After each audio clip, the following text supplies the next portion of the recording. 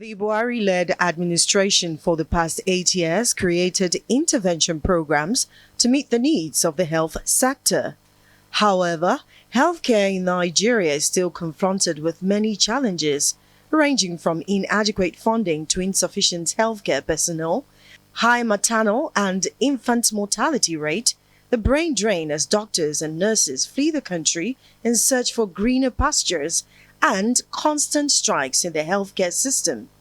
Most Nigerian hospitals also lack the necessary equipment. The cumulative effect of all these is that those who could afford it fly abroad for treatment. Others who could not afford this medical tourism suffer and die from diseases which ordinarily should not kill them, even though the president himself often travels abroad for his medical. You recall that during the COVID-19 pandemic in 2020, when, of course, everybody was forced to stay here and access the same facilities, just like the common man, it was clear to them that the facilities are not where how they should be, and even the Secretary to the Government of the Federation admitted publicly that they never knew that the dilapidation in the sector, in the health sector, is the way it is. So if they patronize these health facilities in Nigeria, just like every other common man, they will be better informed to act so that when we are raising alarm, they will understand what we are talking about. Assuming that is happening, they would have noticed that you don't have doctors again in the hospitals, you don't have nurses, you don't have healthcare professionals, because almost everybody has gone. Facilities in the various hospitals, they have tried that, but a lot needs to be done, and they should pay more attention now to personnel. We have severe manpower shortage as a result of brain drain, and of course we have always said that the cause of this brain drain, the most important cause is poor remuneration, poor working condition, and as long as you do not address that, you are not going to be able to address the challenges in the health sector.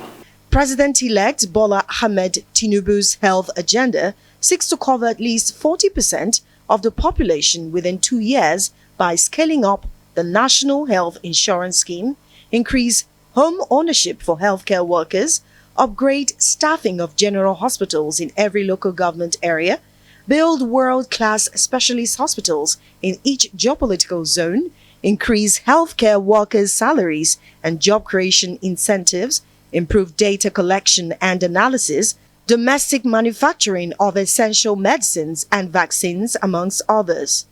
Are these plans mere promises, or are we likely to see a real change in the healthcare sector? Will these resolve the seemingly intractable challenges facing the sector? The manifesto has failed to address the issues of a functional health system. We expected to see in this manifesto how much are you voting to the health industry. We already have a benchmark set by the African Union since 2001. It's called Abuja Declaration.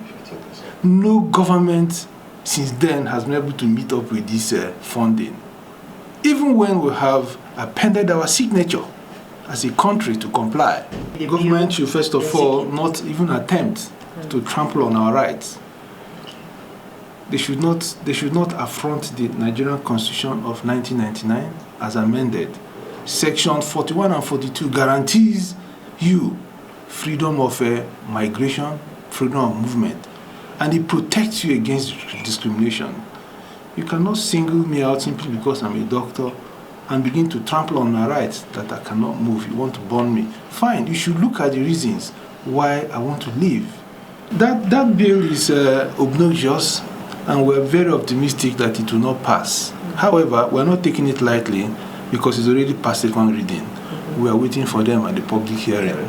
The chefs in different pharmacies in Nigeria, and I see that the medications we use, 60% of it actually come from outside Nigeria. And I take a look at it also that if those countries where those medications come from, they are in trouble like we have in Ukraine and Russia now, we will not have access to medication. And when there's no access to medication, the whole country is in turmoil. As we speak now, we are not completely covered. And it's difficult for an average person to pay for health services out of pocket.